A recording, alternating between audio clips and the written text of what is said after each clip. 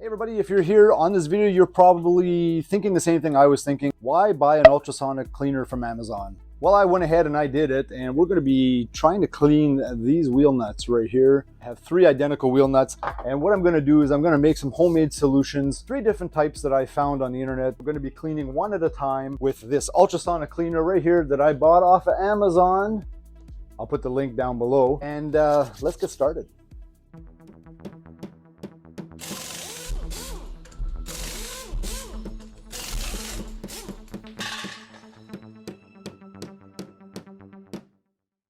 All right, so the unit I bought has a heater built into the unit, and then we have our timer over here. This is a 6-liter unit, and if we look up on top here, we can see it has a basket inside. So I've gone ahead and I filled this with Varsol. Yes, Varsol. So most things I've read online is not to use any type of flammable fluid in these units just because of spark or whatever else. Varsol is low risk, still risky, but I'm going to try it anyway. Varsol gets rid of grease, and these are pretty yucky, as you can see. So let's put this one in the basket and see what happens. All right, pretty simple machine to use. We're going to open it up. We're going to drop that right in the middle, right there. Actually, I'm going to sit that a little better than that. So let's just sit our wheel nut face down like so. Put this in here. So I'm going to go ahead. I'm going to set the heater to 122 degrees. We're going to turn the power on the back here. So right now that's heating the liquid. I'm going to let that heat up a little bit, and then I'm going to run it here maybe for, I don't know, I think a good test is, let's say 20 minutes. So let's do that. All right, so we have it set to 20 minutes, and as you can see, it's vibrating, doing its thing, and I can already smell the fumes from the Varsol. Not a wonderful thing, but this is a test. So let's give that the time it needs, and we will come back. All right, so these clips coming up, I kind of lost audio on these. I'm really not sure why. So here I'm removing the nut from the Varsol. Yep, it's hot. You guessed it. Now I'm just going to remove the basket. I'm going to go ahead and drain the Varsol out of it and clean it up right now. Before I put the water in, making sure everything's clean.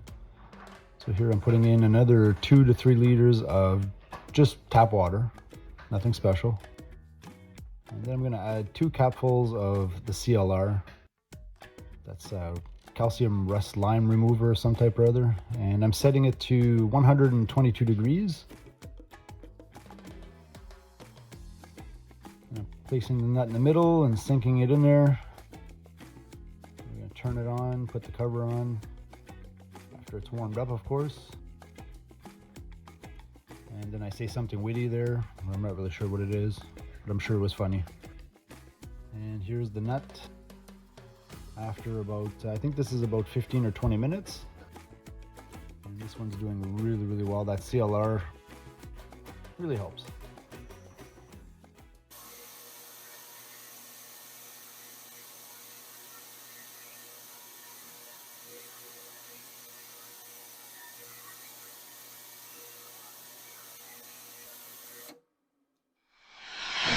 So far we have the Varsol cleaned nut. And as you can see, it didn't do anything for the rust very much, but it's much cleaner than it was compared to one that is not cleaned so far. So this one has not been cleaned yet. So now in comparison, this is the one for the CLR. And as you can see, the CLR did a good job of removing the rust, but that's the CLR's job. Okay, so our next test is the dish soap, baking soda, and 2 liters of water as well. Let's give it a shot. So here I'm actually going to recover this fluid because it appeared to do a good job. So I'm going to keep it in here and mark it. It's very hot. And the nice thing about the CLR, it's non-toxic. I don't know if I bathe in it, but... So the next thing I'm going to do, just as for a fair test, we're going to clean it out. Make sure there's none of that CLR left in there. Okay, and for our next test, we're going to use the rest of our water here. All right, that seems to be enough. Next, we're going to add our dish soap, 2 tablespoons.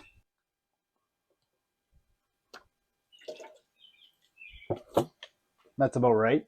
1 tablespoon of baking soda. Ooh, that's too much. Now, just to get all this mixed up, we're just going to turn the machine on for a few minutes, let that mix up.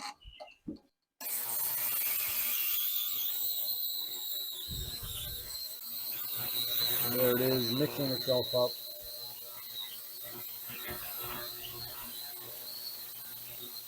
And it's going to heat itself again to 122. So we'll let that mix and heat up.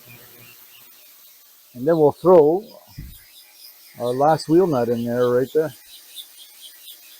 Okay, well, it's not at a temperature yet, but we will drop our wheel nut in there. And instantly it starts to foam. Check this out. Check that out. It's just a foaming like crazy. The CLR or the Varsol did not do that. So let's wait our 20 minutes. Right, Ash? Ash?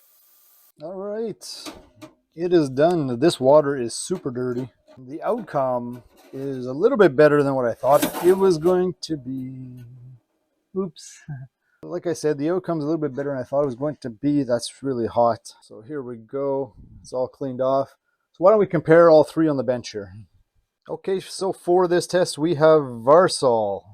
And as you can see, it did not get rid of any of the rust on the top.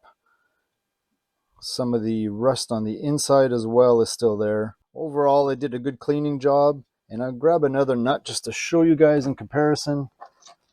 So this is what we had before. And that's what we have now with the Varsol. Not too bad. So moving from the Varsol, moving on to this is the water, soda, and dish detergent, the ones I just did. Again, it didn't do a really good job at removing any rust. It did clean the nut pretty well compared to what we have here. It looks fairly good. But of course, the overall winner on this one would be the CLR and the water, mostly for removing rust. I'm not sure what else CLR cleans. I think it does lime and other stuff like that. Okay, and to kick this test up a notch, what I've done is I've dumped the CLR and water I had into the dishwashing detergent, baking soda, water. And it's full now. It's heated to approximately 104 degrees. I can't put my finger in it. It's super hot. And what we're going to do, like I said, is we're going to immerse this ugly thing in there. And just so we have a bit more concentration of CLR, I'm going to add one more capful of CLR. And we're going to put this in there for a 20-minute test. And we're going to try it out. I mean, what do we got to lose? Maybe the best solution is dishwashing detergent, CLR, and baking soda. Who knows? Let's try it. Ah, it's way too much again. All right, no incredible chemical reactions yet, so we haven't blown up anything. Set that to 20 minutes. Wow, that's really foaming. And let's just sit back and wait. And as well, I'm going to drop in the Varsol nut and the plain water soda nut. All right, let's see what happens. Well, that didn't appear to work too well. So as you can see, we have, this is the nut. It was really, really dirty. Not much clean on that. This was the one with the baking soda and Varsol. It has not changed whatsoever. And then we have the one that was the baking soda water dish detergent. Hasn't changed much. And then we have our Varsol one right here, which has not changed much either. So that concoction does not work. Maybe the CLR and the baking soda are working against one another. I'm not sure. So the clear winner here for rusty parts, for your own solution with these Amazon ultrasonic cleaners is definitely the CLR. Now, what I'm going to try with it now that I have that concoction of cleaning stuff in there is this old machine that I'm working on here. I have this really dirty part right here. It's full of oil and grease. This is for the Honda generator that a video is coming out on very soon. So let's try that. We'll drop that in there. We're already preheated. I'm going to give it about 10 minutes. And just so you guys can see what it looks like right now. It's pretty dirty. So let's throw that in there and see what happens.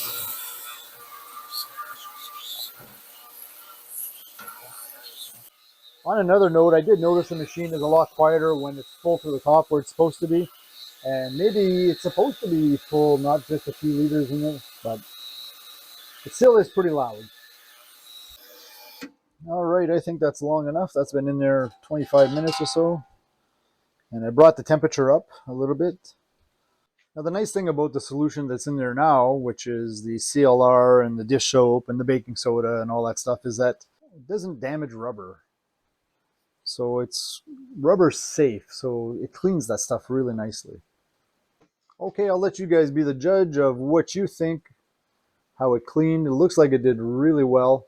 And as you can see, the gasket is still intact in one piece, nice and clean. And it removed a lot of the garbage that was in there. It probably could sit in there, I don't know, another maybe 20 minutes or so to get all this gunk off around there. But for the purpose and intent of what I'm doing with that generator and the purpose and intent of this video on how well that ultrasonic cleaner works, it's amazing. So there you go, everyone. If you're wondering about buying an ultrasonic cleaner on Amazon, I think this one was a good buy. So far, I'm pretty impressed with it. The cleaning solution is very, very expensive. I would like to try something with a degreaser next time, maybe some kind of degreaser from the hardware store, mixed with some water to get some of the dirt and grime off of some of the other pieces. So far, I'm very happy, and as you can see, I chose a model that has knobs on it instead of a digital control, mostly because digital controls suck. So thanks everybody. I'll put the link, like I said, down below for the actual sonic cleaner, and have yourselves a great day, and thank you for watching.